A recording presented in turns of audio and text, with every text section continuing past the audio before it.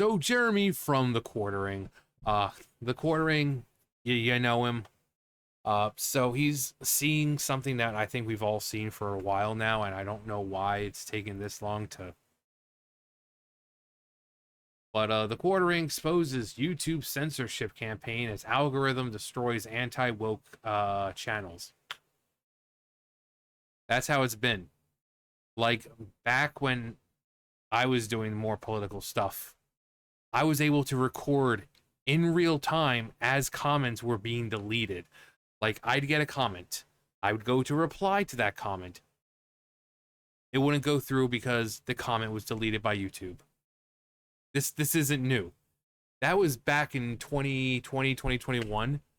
It's still going on because YouTube, Google, they're left-leaning. And even though they said they've eased up on it, they still haven't. That's why I, would never bother trying to make YouTube a career. Because I'm not going to change my opinions just because YouTube doesn't like them.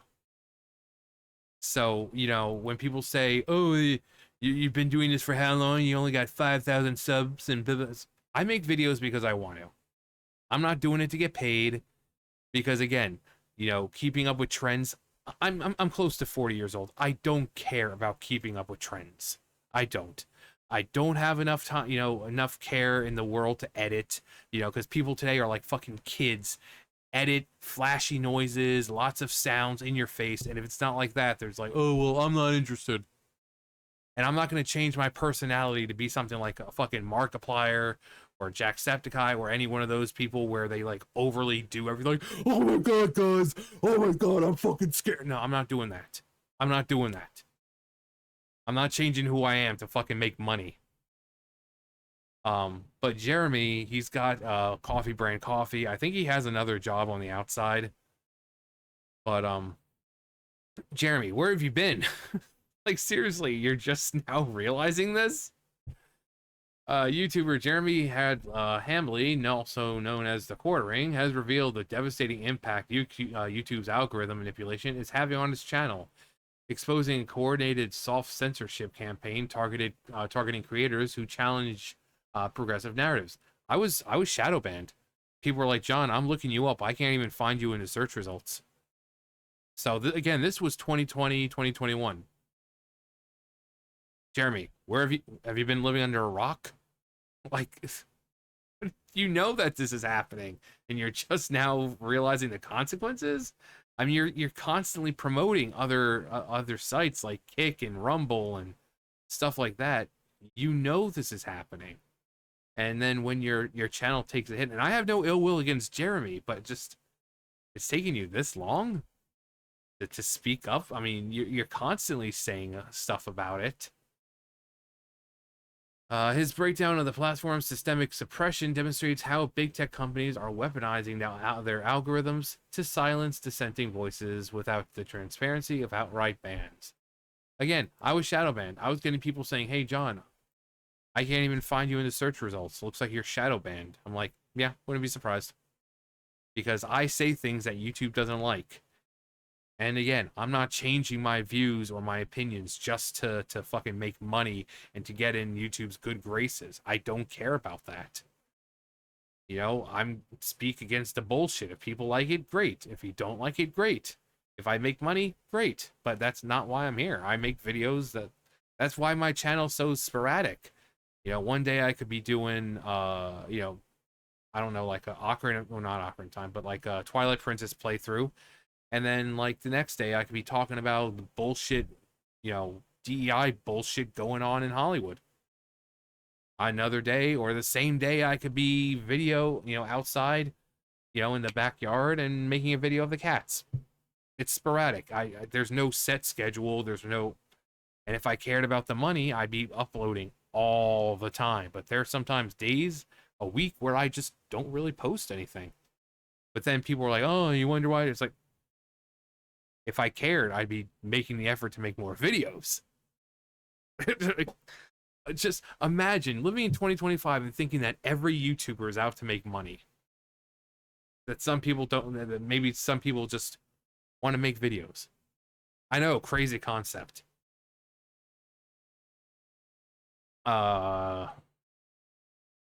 I don't know if many of you have noticed, but I've been a lot more shifty and weird breathing lately.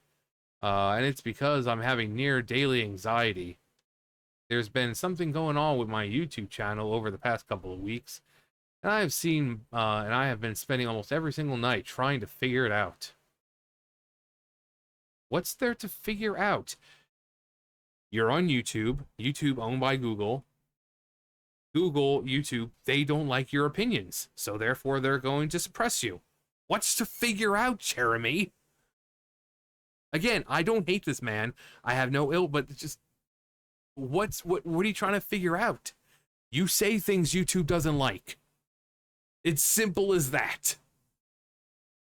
Because instead of embracing free speech is what they should be doing, no, they instead pander to the people who they agree with while shadow banning and suppressing the people they don't. Because it's a private company and they're free to do whatever they want. Hence why you constantly follow me on Rumble. Because you know YouTube does this shit. So what's there to figure out? The numbers tell a stark story of algorithmic plant manipulation. Hambly explained how over the past several weeks I've noticed that videos that used to get 50, 60, 70, 80,000 views were starting to get 10,000, 15,000 views. This dramatic drop isn't due to content quality or audience interest.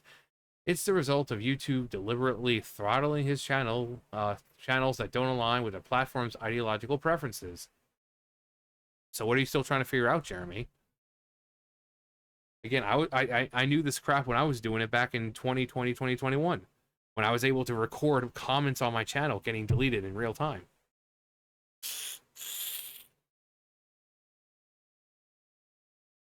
Even more concerning is the subscriber hemorrhaging Hambly has experienced. For the first time in 3 or 4 years, I've started losing a lot of subscribers, hundreds, thousands a day. This pattern suggests YouTube is isn't just limiting video reach, but actively manipulating subscription feeds and notifications to starve channels of their established audiences. Financial impact has been severe enough to threaten Hambly's entire operation. Again, you know, he makes, I'm sure, a good amount from Coffee Brand Coffee, along with his, like I said, I think he has another job, like an outside real world job. But this is why I don't want to make YouTube a permanent thing. Why anyone who strives to make YouTube, so like unless you're family friendly or you put out content that is political, but it's something that YouTube agrees with, as long as you're left leaning, you'll be fine. Family friendly, left leaning content, you'll be fine. Anyone else, have fun. Have fun.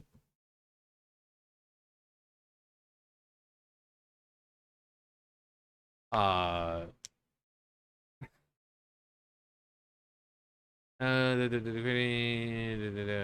were we? Reveals soft censorship strategy. Rather than creating martyrs through outright bans, they slowly strangle channels economically until creators are forced to change their content or abandon the platform entirely. Yeah. Again, that's why I'm not changing my content. I'm not gonna start aligning myself with YouTube or Google's fucking dumbass views just because for financial reasons. I'm struggling for money right now. I haven't been able to work in 2 freaking weeks, and I talked to my district manager, and I have no idea when I'll be going back to work because the store's closed. We don't know when it's going to open, and then if it does, the guy doesn't open the store back up, we have to wait for it to sell to another person. I don't know how long that's going to be, and yet I'm not going to be making 50 fucking videos a day because YouTube is not reliable when it comes to money, to making money, because I know that my opinions don't align with theirs. I have like 200 something dollars in my bank right now. So if anyone would be grifting or whatever, it would be someone like me, but I'm not. I'm not changing my views. I'm not catering to fucking YouTube and their one-sided ideology. I'm not doing that shit. I'm not gonna say, oh gee, maybe I need to make videos with loud, flashy fucking sounds and noises to pander to people who are like fucking children. No, I'm still making the videos I want to make when I want to make them, and if people like them, great. If you don't like them, great. You know,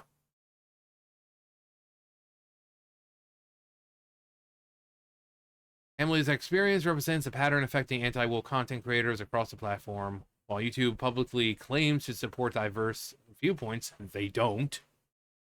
Its algorithm increasingly favors mainstream media outlets and progressive creators while systematically suppressing conservative and anti-establishment voices. I asked my viewers, hey, I've got 2 million subs. Why in the heck am I getting 8,000 views again, or 8,000 views on a video? This disconnect between subscriber count and view delivery exposes how YouTube's algorithm has become a tool for ideological control rather than content discovery. The platform's manipulation has forced Hambly to make significant operational changes, including limiting sponsorships and restructuring his content approach. I have canceled sponsorships that were paying me money now in order to not have to do more than one per day. He revealed, showing how YouTube suppression creates cascading effects throughout creators' business models. Most telling was Hamley's conversation with his YouTube representative, who confirmed that deleting poorly performing videos was very bad advice that came too late to prevent damage. This suggests YouTube's own staff understand that the algorithm's punitive nature while offering little help to creators caught in its web. YouTube's soft censorship represents a more insidious threat to free speech than outright bans. Yeah. Instead of just being fucking, and they don't even tell you. Like, if you ask them why, they'll just say, not family friendly enough or some other bullshit. Or it's not advertiser friendly, but instead of just telling you outright what you're doing, because that would have to tell you that, that would force them to say, oh, well, you're making videos we don't like. Obviously, they're not going to do that. So they're just going to ban you or whatever for some stupid fucking reason. Because they're fucking cowards. They're fucking activists there. So this platform, which should be free speech, even people with just slightly dissenting views, not even radical views, people like them are constantly being shadow banned. They're being suppressed because YouTube, Google are run by a bunch of fucking sensitive fucking snowflakes that they don't want to handle or hear any kind of speech that they don't agree with. And again, if you're on YouTube, the only way you're truly going to make it is if you're one of them, or it's like 100% family friendly.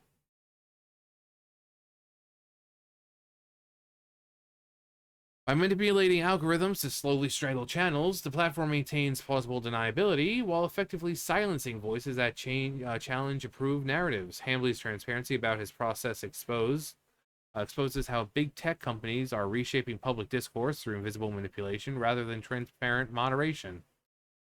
And for creators and audiences alike, the quartering's experience serves as a warning about the fragility of digital platforms and the urgent need for alternatives that prioritize free expression over ideological conformity.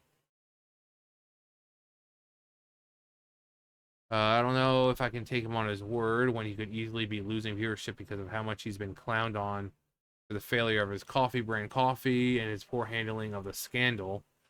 It's possible that he's fallen off and accusing YouTube. I mean, it's possible. It's very well possible, but it's still YouTube. And as someone who used to make content that YouTube didn't agree with, again, I was able to record myself having comments deleted by YouTube in real time. Again, people would say, John, I can't find you in the search. I think you might be shadow banned. So is he possibly lying? Sure. But him bringing it up and saying he is, it's still an issue. There are still content creators who are shadow banned and all this other crap because we don't like what you're saying. And rather than giving you a platform where you can speak your mind, despite the fact that we're giving platforms to people who pretty much preach hate, actual hate. No. We're gonna shadow ban you. We're gonna shadow ban you. It's like Twitch. It's like Twitch. You know, you have someone like fucking Hassan Piker or one of his little minions where, you know, they're talking about wanting to outright end the life of someone. They just get banned for like what, a day. Nothing really happens because they're buddy buddy with people at Twitch. You have someone like, you know, Asmongold, which I don't like him, but Asmongold, or even someone like some dude who bends over, accidentally shows a little ass crack, and boom, permabanned.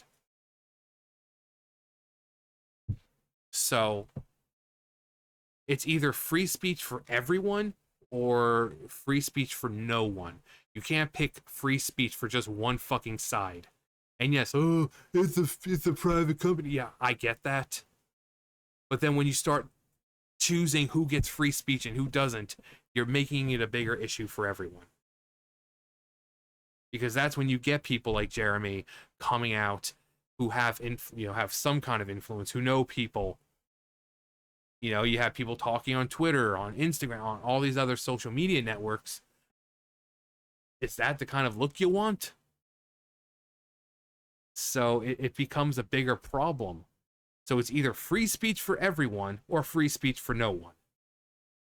It's either you let everyone talk about what they want, or you say, no, if you make videos on this platform, they all have to be family friendly. No politics at all. It all has to be family friendly. You can't have it, you know? You can't say, oh, well, your free speech is fine, but your free speech, oh, sorry, gotta shadow ban ya, gotta throttle the views. Doesn't work like that. Doesn't work like that. If they want to do that, they need to relocate to another fucking country that allows that shit. This is America, and regardless of what they think about California, where they're located, even in California, that's the rule of the law is free speech. Again, you can't have free speech for one side, but not the other. So it's just YouTube being YouTube. I mean, what are you gonna do? There's nothing you really can do about it. You can either go along with their fucking bull crap and like, oh, please, Big Daddy YouTube, if I'll suck your dick if you fucking let me make some money on your platform. Or you can say, you know what? No, I don't care. I'm gonna continue making the videos I want to make. If I make money, great. If I don't make money, whatever. I mean, it's as simple as that. YouTube may have been a great way to make money in the past, but it's not a viable source anymore. Again, unless you're family friendly or you're the same ideological spectrum as them.